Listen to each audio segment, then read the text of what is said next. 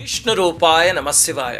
వినాయకుడి పూజకి తులసి వాడకూడదంటారండి, నిజమేనా అని కొంతమంది అడుగుతున్నారు. దీనికి సంబంధించి పురాణంలో కథ ఉంది. తులసీదేవి వృషధ్వజుడు అనే రాజుకి భూలోకంలో పుట్టింది. లక్ష్మీదేవి అంశతో జన్మించింది. ఇది అందరికీ తెలుసు కదా. ఒక శాపం వల్ల ఆవిడ కిందకు వస్తుంది తల్లి.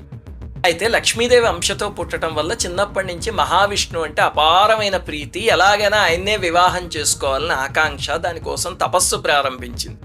బ్రహ్మగారు ప్రత్యక్షమై, తల్లి నువ్వు ఒక కారణం కోసం పుట్టావు, ఈ జన్మలో విష్ణువుని చేరుకోలేవు, కలియుగాంతం వరకు భూమిపైనే ఉండి ఆ తర్వాత వైకుంఠానికి వెళ్తావు అని చెప్పారు.